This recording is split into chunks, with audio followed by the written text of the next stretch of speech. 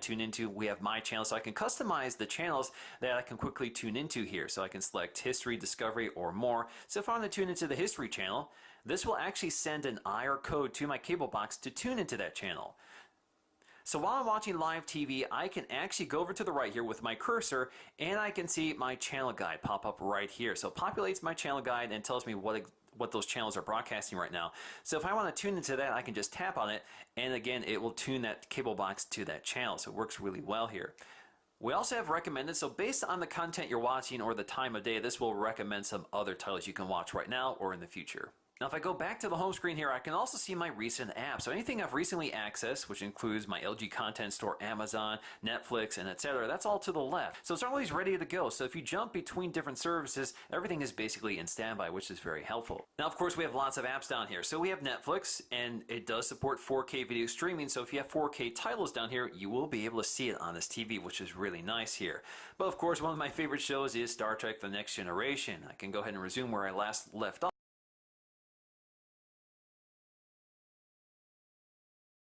You can see it's ready to go right away. This is a really fast interface here. So I can scrub to what I want to watch in this scene, click play, and it jumps right to it. We can go to more here, and there's a lot of other options here. So again, we have a web browser. So this is a full-blown web browser. It does have some limitation. It, of course, doesn't have Flash, and it's not a terribly fast web browser. But we can open up tabs, set bookmarks, and that sort of thing here. So here we are on 9 to 5 Google, and because we have this 4K display, text is actually really sharp and readable here. So I can navigate using the scroll wheel on the remote controller to navigate up and down. I can also enter in the URL up here. So if I bring it up, you can see it brings up the keyboard, and again, it works really nicely with this hovering cursor. So we have other things like a user guide. We have our device connectors. So this TV can control devices connected to it, such as Blu-ray players, home theaters, soundbars, game consoles, even a smartphone. So for example, if you want to use a smartphone to control your TV, this will tell you how to do that. So we have things like screen sharing, content sharing, and TV control. So if you select it, this will give you instructions on how to set that up. We also have Smart Share. This is a way of sharing photos, videos, and music between devices. So right now you can see some stuff is actually loaded on this TV, but you can also connect other things like the LG camera or the LG photo editor to edit images from that LG camera. But again, you can see photos, videos, and music loaded on this TV. We also have something called Screen Share. This allows us to mirror devices to this TV. So for example, Android devices, which work with Mirrorcast, you can mirror it to this TV. We can also mirror our PC, and again, this will actually show you how to do it. We also have our TV guide. So if you want to see your TV listings and bypass the one that comes with your cable box, you have that option. So this is actually generated by the TV. This is not done on the Xfinity box itself. We also have a scheduler. So you can set reminders for certain programs using the guide. So I've already set 2 reminders here, and I can edit these or change them, or I can go ahead and add new ones. So you can either do this from the guide, or you can add new ones from within this interface. So I can go to a channel here, I can scroll to a specific time, and let's go ahead with this, Wild China. So we're going to set the reminder, click done, and if there's a conflict, it will let you know, and you can't set a conflicting reminder here. So you can see there's a little pop-up here, so we can jump right to it to see our entire listing. We also have the LG Content Store. So this is where you can purchase or rent content or download apps. So again, this is sort of a cross-platform, one-stop location for everything. It's a really nice way of accessing content and sorted by category. So we have TV shows, movies, premium content, 3D, apps, games, and My Page.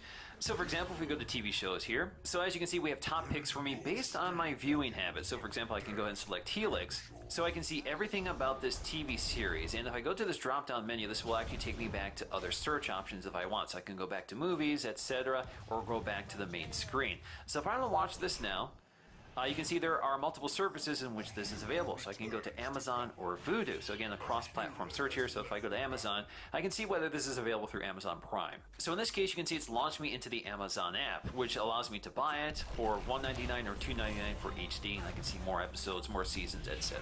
Now this is a 3D TV, so we do have some 3D services here. So we do have some free content we can preview, such as a 3D trailer. So if I want to go to the Inside Out trailer, I can actually watch it in 3D and use the passive 3D glasses that come included. It actually works really well. And as you can see, I get a pop-up that says 3D signal detected, 3D is now on. And of course, we have an apps and game store, and there's actually quite a bit here. So we have 3D Go, which is basically a 3D rental service. So if you want to rent 3D content, you have an app for it, which is really nice. We have Pandora, Sirius XM, Crackle, and quite a few others. So if you want to download any one of these, just click on it. So let me go ahead and download Pandora. Click install. Now from here, I can launch the app, or I can go back to my menu and see it in the launcher. So I see Pandora right here, so I can launch it if I want, or if I want to delete it or uninstall it or just move it, just tap and hold on it, and I can now move it around, or I can go up to delete it.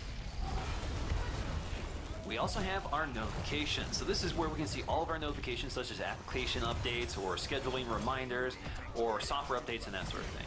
Now at the very end here, I have my HDMI inputs. Again, I have 3 inputs. One is programmed for a game console, one is open, and one is my cable box. So I can quickly jump to them right here.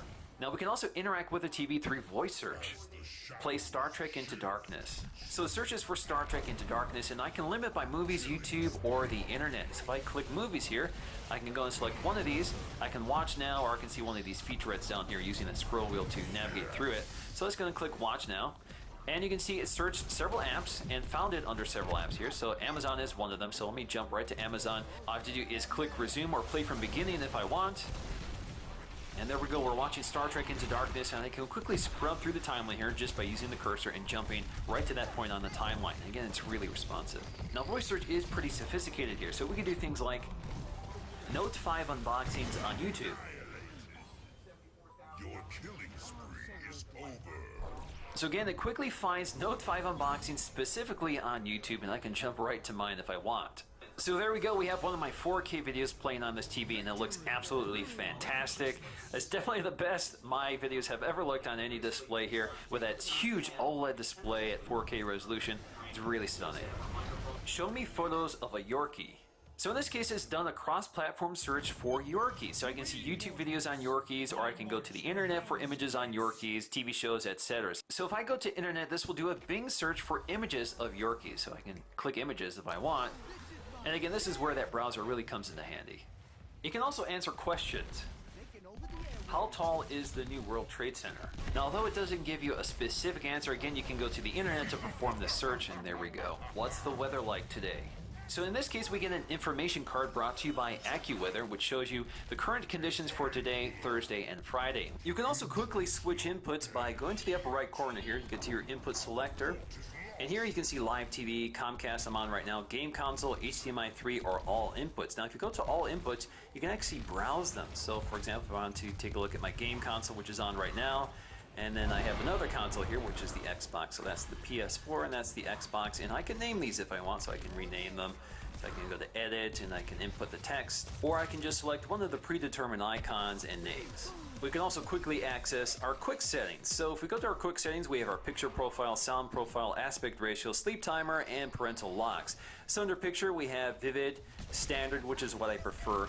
We also have APS for power saving mode, cinema, which softens the details and makes it a little darker, sports, game, photo, expert 1 and expert 2, which you can customize. We also have our sound profile for standard, cinema, news, sports, and music, as well as game. We also have our aspect ratio for 16:9, just scan, set by program, 4:3, zoom, or cinema, zoom level 1. We have our sleep timer, so we have off, 10 minutes, 20 minutes, 30 minutes, 1 hour, an hour and a half, 2 hours, 3 hours, and 4 hours. And we can also input a parental lock. Now we also have advanced settings, and they are really advanced. There's a lot to take a look at here, but I'll try to be brief. So we have our picture settings, so you can highly customize your picture settings. So we can change our picture mode here, so we can change the OLED light, contrast, brightness, sharpness, color tint, color temperature, advanced controls. So this allows you to adjust settings for individual modes, picture options that adjust the detail settings to further optimize the picture, or you can reset to factory. We also have sound, so we have smart sound mode, which will automatically optimize sound based on the content type. I'm going to leave that off because I prefer it to be set to standard at all times. And we also have sound effects as well, so you can customize the audio effects. So if you click on this, I guess you have some options here. Ultra surround on or off. Clear voice too, so enhances voice quality so you can hear voices better in your movies or TV shows. We also have our equalizer, so you can customize the EQ if you want, so you have to turn that on. We also have sound output, so you can select which device or what sound output you're getting, so you can do audio output over HDMI, LG SoundSync through optical, LG SoundSync through wireless, audio out through line out, wired headphones. You can also go to your internal speakers plus audio output or internal speakers plus wired headphones. We have other things like AV sync adjustments, sound optimizer, and you can do a sound test. We also have our network, so you can change the name of the TV on the network, and you can see we have wired or Wi-Fi connection, and I'm using a wired connection in my case. We also have Wi-Fi Direct and LG connected apps. Under General, we have language, location, date and time, timers, account management, in addition to the brightness of the LG logo light. So you can turn this off if you don't want it, but when the TV is turned off, you'll see the LG light light up. We also have home store mode, so you can enable that. Power saving mode, advertising cookies, so you can turn that on and off. Live Plus, so if you want to know what that is, this will tell you what it is. Mobile TV on, this enables other devices and apps to turn on your TV remotely. We also have SimpLink, which will actually allow LG devices connected to your TV to be controlled by the TV or vice versa. You can also reset to initial settings or check about this TV to see if you have the latest software updates. So in terms of TVs, this really is a major leap forward with a stunning 4K OLED panel, which really kills just about any display you've seen before, from plasma to LCD to LED backlit LCD. We also get one of the best interfaces I've seen on a TV thanks to WebOS and its Magic Remote Controller. I really like this combination, and voice command works extremely well. And the universal remote basically controls all your AV equipment. And included with the software is access to all your favorite streaming services, which work extremely well, from Netflix to Hulu to Amazon, and you have lots of 4K options which can actually use this display. Alrighty guys, so that is it for this video. Hope you guys enjoyed it. If you did, please give it a thumbs up to let me know, and I'll see you again in the next video.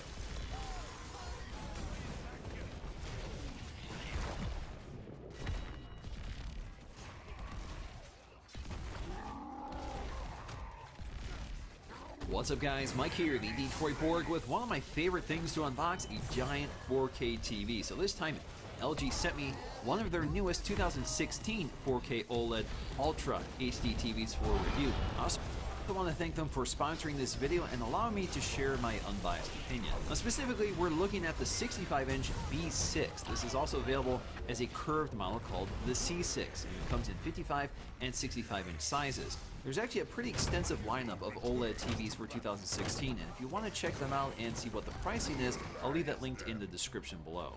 Now the big news with this generation is High Dynamic Range, or HDR, and this TV supports both HDR10 and Dolby Vision standards, so no matter what device you have, it probably can be supported on this TV. Now before we dig deeper into the details, let's get to the unboxing. Now this is a fairly large TV to unbox, so you may need some help to move it, but first up I just need to cut the straps holding the box together. Next, I want to slice open the top of the box to get access to all of the included accessories. We'll take a look at these later, but once those are out of the way, I can go ahead and lift up the box, which also pulls up some of the styrofoam that's protecting the TV. I'm going to keep this intact since I need to lay the TV down on the box to install the stand. Now speaking of which, we'll find the stand tucked in along the side. Now the stand itself is weighted to stabilize the TV once it's installed. The base actually has a very dark brushed metal finish, which complements the design on the back of the TV, which we'll get to. Now the stand itself is also transparent, so once installed it looks like the TV is sort of floating. I also really like this sort of angular crystal look to the design. It looks especially neat if you have a backlight behind your TV, as I do in my setup. Now once I have the box reinforced and laying flat, I just need to make sure that there is plenty of protection on the TV using the included styrofoam blocks. And once I lay it flat on the box, I just need to properly position it so I can install the stand. Now there is a Visa mount back here, so if you want to mount this on a wall, that's certainly an option. Now before I install the stand, the first thing I need to do is get through the accessories to find the screws for it. Of course, we have lots of paperwork to look over with instructions on how to install the stand and much more. We also have a set of patch cables for composite or component connections you might need to make to your TV with your older accessories. We'll also find LG's Magic Remote, which has been tweaked slightly this year with some relabeled buttons and functions. Although it looks like and pretty much works like a traditional remote, it also uses an accelerometer, which allows you to mouse around through the on-screen WebOS 3 interface, which we'll get to. Now taking a closer look at the Magic Remote, we'll find a microphone built in here for voice search and dictation. We also find a standard numeric keypad, a search button, along with the home button. We also have our D-pad, which includes a scroll wheel for navigating through the interface. Now one of the new buttons on the remote controller is labeled Focus. This actually allows you to magnify or zoom in on live video. So if you want to read text or just take a closer look at something, this is a nice feature to have built into the remote. Now what you won't find in here is a set of 3D glasses, and that's because this TV does not support it. That's not a big issue for me because I'm not a huge fan of 3D. So now that I have those 4 screws, I can go ahead and install the stand, and the stand itself slots into place temporarily, so you can go ahead and screw it in when you get the chance. And of course, it's pretty easy to do. You just want to make sure it's nice and secure. Also included with the accessories is a back panel, which you can snap on once your stand is installed. This keeps things very neat. This also gives me a chance to check out the connectors on the back, which includes 4 HDMI ports, which all support 4K and HDR. 2 of these ports face the rear and are joined by one of the USB ports, an optical audio output, a sync port, and an Ethernet port. On the other side, we'll find the other 2 HDMI ports and 2 USB ports, only one of which is USB 3. The TV does support external drives for accessing your local stored content, so that's an option. So next up, let's go ahead and upright the TV and get everything else out of the way so we can pull the giant styrofoam envelope off the TV and take a close look. Now the first thing you'll notice right away is how incredibly thin the top of this TV is. It's actually much thinner than even an iPhone 7, so if you hold it side by side, you can see the difference. The other thing that's very noticeable here is that the display is very dark and it's reflective. It's kind of like a black hole for light. All the light disappears into that glass. Now, even with my bright studio lights on the TV, you can still see it does an outstanding job filtering that bright glare. So windows and lighting shouldn't be too much of a problem in your setup if you're worried about this glossy screen. Now the back of the TV is also covered in a big sheet of plastic, which is kind of fun to peel off here. And we can see that it has that same brushed metal finish of the base. It's a very nice look. Now this is clearly a premium TV with so much attention paid to the details that you may or may not even see when using it.